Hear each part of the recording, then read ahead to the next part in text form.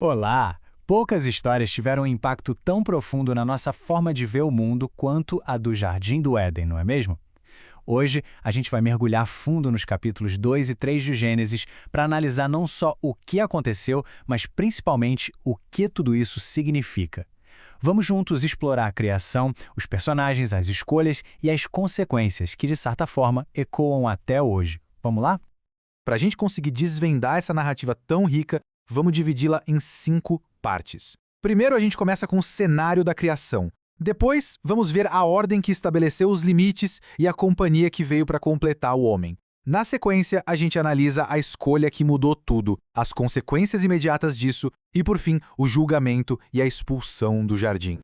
Bom, nossa história começa lá em Gênesis, capítulo 2. O cenário é bem peculiar. A Terra já existe, mas ela está, digamos, em modo de espera. Ainda não tinha planta do campo, porque não chovia, e mais importante, não havia ninguém para cultivar. É nesse palco de puro potencial que a narrativa foca na criação do primeiro ser humano.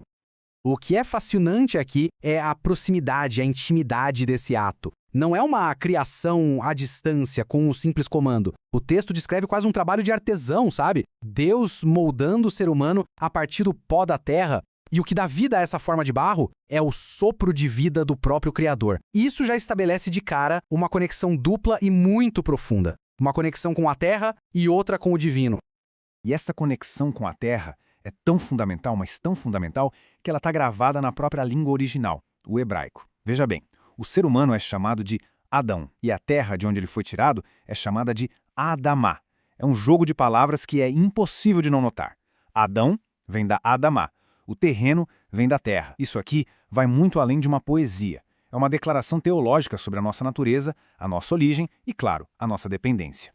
Ok, com o ser humano já formado, Deus planta um jardim para ser o lar dele. O texto até nos dá algumas coordenadas geográficas, mencionando 4 rios. 2 deles a gente conhece muito bem, o Tigre e o Eufrates, o que situa o Éden bem no coração do que a gente conhece como Antigo Oriente Próximo. Mas o foco do jardim, o centro de tudo, não são os rios. São 2 árvores bem específicas. A árvore da vida, bem no meio, e ao lado, a árvore do conhecimento do bem e do mal. E é essa segunda que vai se tornar o ponto central de toda a história. Certo. Agora a gente entra na segunda etapa da nossa análise. O ser humano é colocado no jardim com uma missão: cultivá-lo e guardá-lo. E junto com essa missão vem uma regra, uma única proibição. É nesse contexto de trabalho e responsabilidade que o texto vai tratar da questão da solidão humana. A ordem é de uma clareza impressionante.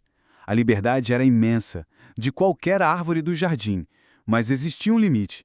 E esse limite não era aleatório. Ele estabelecia a base da relação de confiança e obediência entre o Criador e sua criatura. A consequência para quem ultrapassasse esse limite foi dita sem rodeios: certamente morrerá. A morte, então, entra no vocabulário da humanidade como resultado direto da desobediência. E aqui a gente tem a primeira avaliação negativa em toda a história da criação. Não é bom. A solidão do homem não era o plano ideal de Deus. A solução? Criar uma ajudadora que lhe seja correspondente. E a forma como o texto original em hebraico descreve essa ajudadora é absolutamente crucial para a gente entender a relação que vem a seguir. Para a gente entender bem, precisamos olhar para a expressão hebraica Ezer Kenegdo. Ezer, que a gente traduz como ajudadora ou auxílio, é uma palavra com muito peso. Ela é usada várias vezes no Antigo Testamento para descrever o próprio Deus como o socorro de Israel. Ou seja, é um termo de força, não de submissão. E Kenegdo significa correspondente a ele, diante dele, como seu igual. Então, juntando as 2 coisas, a gente vê que não se trata de um assistente ou um subordinado. A ideia é de um parceiro poderoso, um aliado que corresponde ao homem em todos os sentidos. A criação da mulher a partir da costela do homem é de um simbolismo incrível. Ela não é feita do pó, como os animais, nem da cabeça para mandar nele, nem dos pés para ser pisada por ele. Ela vem do lado, para ser sua parceira, sua igual. E a reação do homem é de reconhecimento, de pura alegria. A declaração dele, osso dos meus ossos e carne da minha carne, é quase uma poesia. É uma expressão de identidade, de unidade. Eles são feitos da mesma substância. Então, o cenário está montado. Um mundo perfeito, um casal vivendo em harmonia e uma única regra. E é exatamente aí que um novo personagem entra em cena, a serpente. Ela é descrita como o animal mais astuto de todos. E a chegada dela dá o pontapé inicial para o conflito que vai definir o destino da humanidade. Aqui está o coração do problema. De um lado, a palavra clara de Deus, com uma consequência bem definida. Do outro, a serpente contradizendo diretamente. A tentação aqui não é só sobre comer uma fruta, é sobre em qual palavra confiar. A serpente planta a semente da dúvida sobre a bondade e a verdade de Deus, sugerindo que ele estava, na verdade, escondendo algo bom deles. A resposta da mulher a essa tentação é detalhada em 3 pontos. Primeiro, o apelo físico, boa para comer. Segundo, o apelo estético, agradável aos olhos. E terceiro, o apelo intelectual e espiritual, desejável para dar entendimento. Ela não foi simplesmente enganada. Ela avaliou os benefícios que ela achava que teria. A tragédia está na decisão dela de buscar sabedoria longe da fonte de toda a sabedoria. Ela come, oferece ao marido que estava ali com ela, e ele também come. Pronto, a transgressão aconteceu. Agora vamos para a quarta parte da nossa análise e ver como a realidade do casal muda, assim, de uma hora para outra. A promessa da serpente de que eles seriam como Deus se cumpre, mas de um jeito trágico e irônico.